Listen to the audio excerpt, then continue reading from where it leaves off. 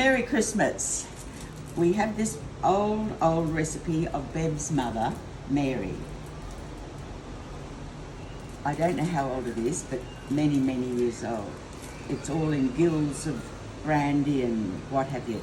So I've had this recipe for years. It makes 2 puddings.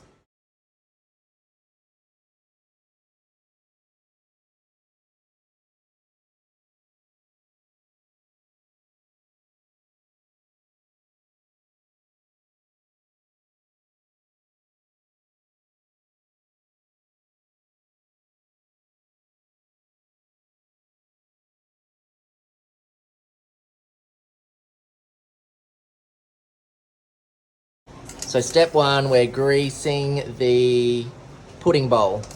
Is that what it's called? Yes. A very old pudding bowl, bought over 50 years ago in Charleville and mended by Tony. Bev did try to clean all the spots off once. 2 layers of Alfoil. Bruce? And oh, see this came to me. See, that's got a hole in it. So it can't have a hole in it. No, but we do that's another what layer. Shiny side down, Didi. I didn't know that. Already been weighed, but as we don't have a flour sieve up at the middle of our, just whisk it again and add a little bit in there, Bruce, to make sure all the fruit is separated. You want any more flour in there? Big square? Not as big as that, no. No. Dad found it. Butter and sugar. What speed? Medium to start with, and then you can get higher when it incorporates. So I think the recipe shows for about 3/4 cup of your spirit of choice. So we're using rum. I might just turn it down. Okay, because there's solid lumps of butter in there. And turn it on again.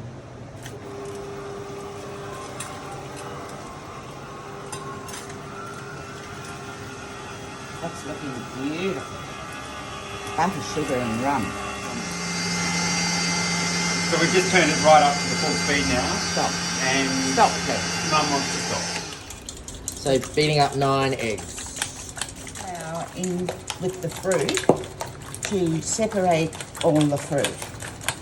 Can you buy it already separated? I wouldn't think so, Pete. So we're just roughly chopping the nuts. And separating the fruit.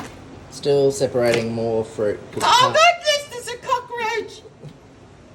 So Nutmeg. there's 1.5 teaspoons of nutmeg, immaculately measured. 1.5 teaspoons of mixed spice that we're just separating because it's 10 years old. And adding a pinch of salt out of Katie's beautifully made salt. So now we're putting the flour, spice and nutmeg mix into the semi-separated fruit. Now, Now the eggs are going into the creamed mixture.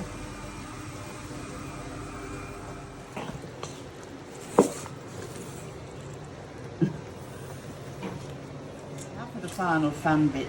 Everyone adds a bit of rum and has. Holy Moses! We're lucky Isabel isn't here. The rest of the bottle is. Half of Isabel. Oh! Woo!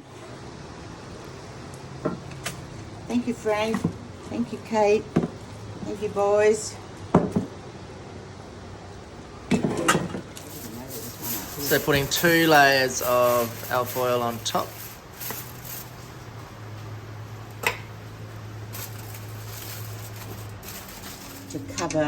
To come up 3/4 of the side up the basin, and I always When you've got the Pudding pot in. Yep. and I always sit it on egg rings so the basin doesn't touch the bottom. It should never dry out with water, so you have to keep topping it up, as it takes about 6 hours to cook today, and then before you eat it, you simmer it again for another few hours. To the water we go. Happy cooking for 6 hours.